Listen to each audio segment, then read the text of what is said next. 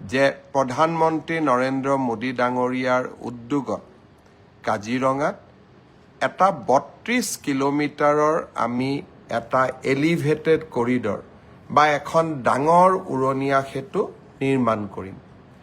বহুতে সেই সময়ত মোক হাঁহিছিলে আৰু বহুতে এই কথাও কৈছিলে যে মুখ্যমন্ত্ৰী হিমন্ত বিশ্ব শৰ্মাই সপোন বিক্ৰী কৰিব জানে। হয়, মই সপোন দেখোঁ, কিন্তু সেই সপোন বাস্তৱত পৰিণত কৰিবলৈও আমি অযুত পৰিশ্ৰম কৰোঁ।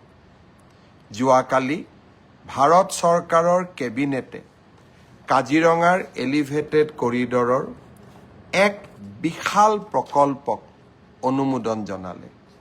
আপোনালোকক জনাবলৈ পাই মই ভাল পাম যে এই সমগ্ৰ প্ৰকল্পটো ৮৫ কিলোমিটাৰৰ দৈৰ্ঘ্যৰ হ'ব।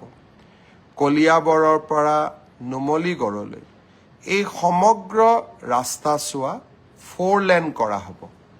অৰ্থাৎ আজি ইমান দিনে আমি দেখা পাইছিলোঁ যে কলিয়াবৰলৈকে 4 লেনৰ কাম হৈছে, নুমলীগড়ৰ পৰা যোৰহাটলৈ 4 লেনৰ কাম হৈছে, কিন্তু মাজৰ কলিয়াবৰৰ পৰা নুমলীগড় ৰাস্তাচোৱা আমাৰ 2 লেন আছিলে আৰু কাজিৰঙা অভয়াৰণ্য থকা বাবে তাক আমি সম্প্ৰসাৰণ কৰিব পৰা নাছিলোঁ।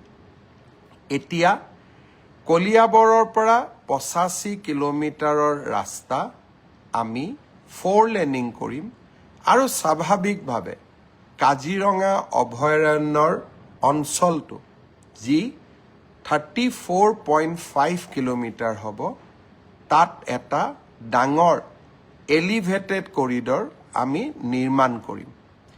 এই এলিভেটেড কৰিডৰ নিৰ্মাণ হোৱাৰ ফলত কাজিৰঙাৰ বন্য জন্তু বিপদমুক্ত হ'ব আৰু আমাৰো যি এতিয়া আমি স্পীড কণ্ট্ৰল কৰি যাব লাগে, লাহে লাহে যাব লাগে, আমি নিজস্ব গতিৰে উজনি অসমলৈ যাব পাৰিম। আৰু এই দুইটা নেশ্যনেল হাইৱেৰ এই প্ৰজেক্টটোৰ বিশেষত্ব হ'ব যে বোকাখাট আৰু জখলাবন্ধা দুইটা জাগাতে আমি এটা বাইপাছ নিৰ্মাণ কৰিব পাৰিম। যদিও এই সম্পৰ্কত কিছু আমাৰ মাজত মতৰ পাৰ্থক্য আছে, কিন্তু তাত সত্ত্বেও আমি ভাবোঁ যে এই প্ৰকল্প অনুমোদনৰ সময়ত বা নক্সা বনোৱাৰ সময়ত ৰাইজৰো মতামতক নিশ্চয় নেশ্যনেল হাইৱে অথৰিটিয়ে গ্ৰহণ কৰিব।